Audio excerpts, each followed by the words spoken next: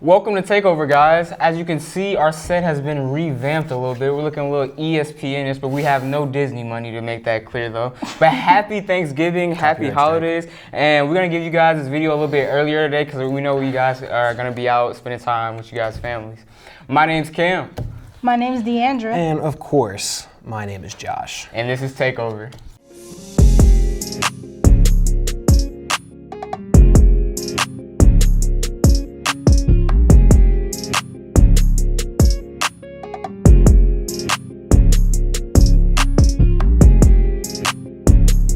Okay, starting with the NBA, we have seen some unbelievable talent transpire over the weeks that the NBA has started. So who do you guys think will win the MVP this season?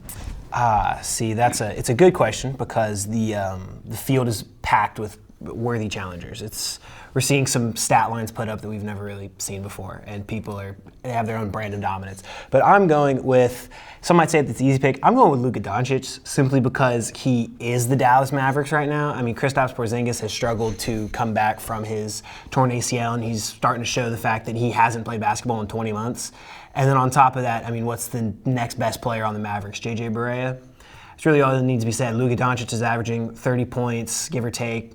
He's putting up triple doubles most every night. He's running that offense, and he's running it well. And while he's nowhere near a defensive force, he's not a distinct negative. And therefore, without Luka Doncic, the Mavericks are nowhere near the playoffs, and that is why I think he is the most valuable player, because without him, his team would be almost nothing.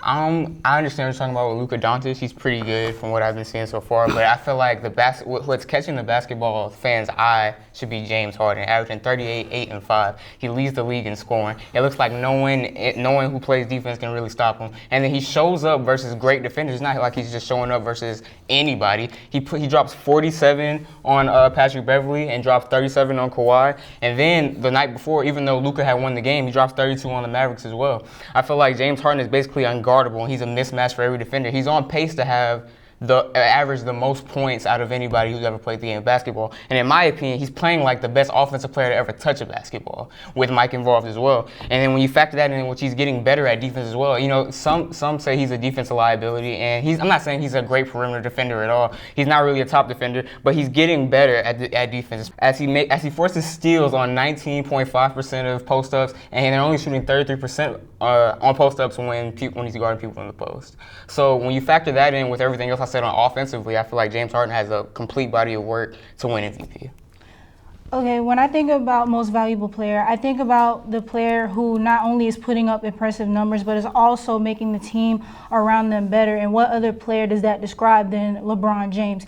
Being the fact that he is 34 years old and he is still putting up MVP numbers, and he sees father time is coming into play, and he's scaling back from scoring, but he's still averaging 25 points, and he has an all-around good game this year. He's averaging 25 points. He's averaging 7 rebounds and 11.1 assists, which he's leading the league in assists right now, and 29 of those assists are going to Anthony Davis, more than any Laker has had in the past. And he's also leading his team, the Lakers, to a good record, the best in the league, which I think is 14-2.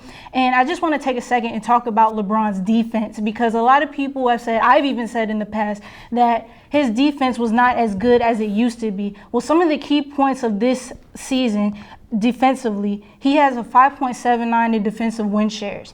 That he hasn't had that since 2008 and 2009. That's higher than last year. That's higher than last year's Rudy Gobert, which was 5.7, and he was Defensive Player of the Year. The Lakers are giving up 5 more shots than when LeBron is off the court than when he is on it. He's covering passing lanes, he's getting low in defense, and he's communicating with his teammates as well. And he's averaging the lowest turnovers he's ever had in the league. So this being his 17th season, and he's not catering to low management. He's not sitting out any games. He's playing all the games that he is instructed to. And to me, James Harden, yes, he is one of the greatest offensive scorers we've ever seen, but we have yet to see him pull it off in the playoffs. So that's something you have to take into consideration.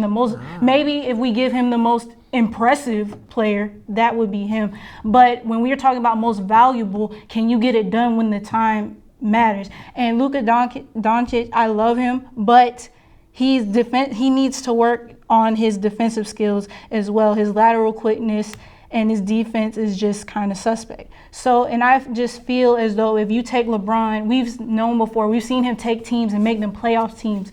If you put LeBron on any team, they're instantly better. So most of the MVP awards are given to players that not only are impressive, but can lead their teams to win and make their teammates better. And that's why I think LeBron will win MVP if he continues to play the way he is right now. Well, to address your point about the playoffs, the MVP is won in the regular season. Very true. If you want to take that in consideration, you could have given Kawhi the MVP for the playoffs because he obviously was the most impressive player in the playoffs and beat Giannis in the playoffs. Yeah. So when you factor that in, this is a regular season race, and when you look at that, James Harden is playing the best out of everybody in the regular season, and he's playing winning basketball as well. So when I put that in consideration, I don't see how anybody's better than James Harden. Go ahead.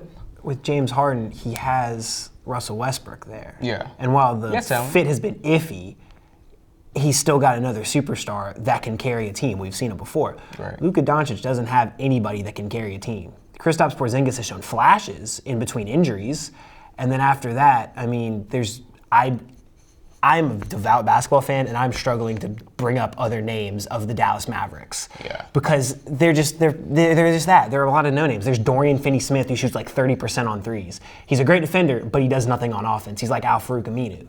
So the fact that Doncic is putting up these stat lines and leading them to wins, all while basically doing it himself, should tell you that he's the most valuable player. Because to me, valuable means if you take him off that team would look drastically different.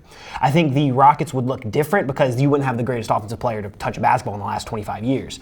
But they would still find ways to win because they have shooters, they have players that play defense, they have great role players. And with the Lakers, LeBron has another superstar. LeBron has another top 5, top 10 player in Anthony Davis. And I think you need to take that into consideration because, he's able to scale back on his scoring and his responsibilities because he's got that transcendent talent in the middle. So with Luka, he has nothing else. He has Kristaps Porzingis, who eventually will be good, but he's still working off that rust. And this episode is very Thanksgiving themed, so we're gonna hit you guys with some Thanksgiving trivia, whether it be true or false, or just anything pertaining to Thanksgiving in particular, really. So we got some questions. Do you want me to go first, or do you guys want to go first? I'll go first. Okay, go ahead. So it's become a tradition to have like 3 football games on Thanksgiving. But there is one team that has never played a game on Thanksgiving Day. Who is that team? Do we just say it out? Go for it. Jaguars?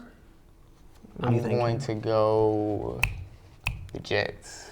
She's right. It's the Jaguars. The Jacksonville Jaguars are the only team that I play. All right. I got one for you guys.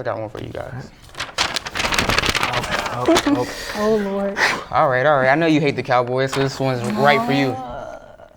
Who has more Thanksgiving wins between the Hall of Famers Barry Sanders and Emmitt Smith on Thanksgiving? Emmitt Smith. I'm going to go Barry Sanders.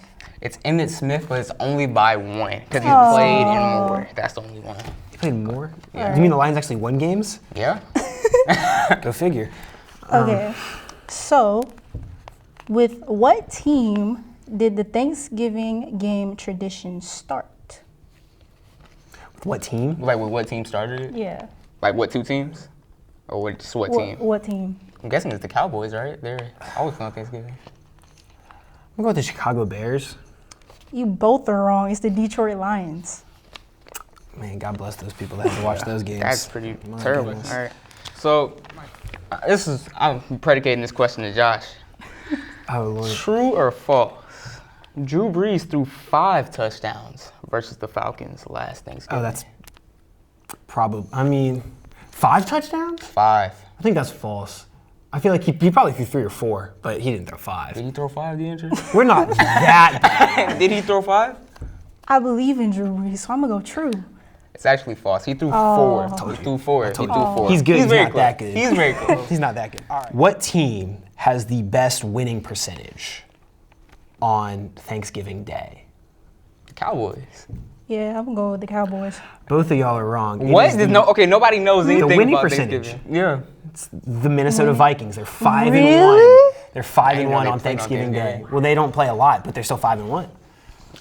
Go ahead. Last Alrighty. one. Knock it out. What team has gone on to win a Super Bowl after winning their Thanksgiving game? There are two. only one? There are Or two there are teams. two There are two teams? teams. I feel like I keep saying Cowboys, but I'm gonna keep Well, going because till I the get it Cowboys wrong. play every Thanksgiving. I know, so it it's has the to be- easy it has to be answer. one. It's definitely not the Lions because they still Cowboys. haven't won one yet. It's the Cowboys. I'm gonna go with Cowboys, and then the second The one, Redskins. I'm gonna say Broncos. Cowboys, Yeah. Broncos. Okay, both of you guys got the Cowboys right. Mm-hmm. Can you guys guess the second one? Oh, so it wasn't the Broncos then. Is it the Packers? No. Saints. We didn't play on Thanksgiving that year. Oh, I don't. Go ahead. I don't know. Okay, so the answer Right. is the Browns. Who would have thought? It was a long time. What year? I was gonna say, what year is that? The 50s. Probably. I don't remember the exact date. It's been a while since they were successful. Real tough. But as we saying, this quick short episode for you guys today. We know Thanksgiving, busy holidays, so make sure you drop a like and subscribe on this video. Do you guys have anything to say? Happy Thanksgiving. Tune in on Thursday Oh, yeah. because Falcons Thursday. Saints is gonna be interesting. I don't think it will this time. They played with you the first time. This one's for real. Oh, did they?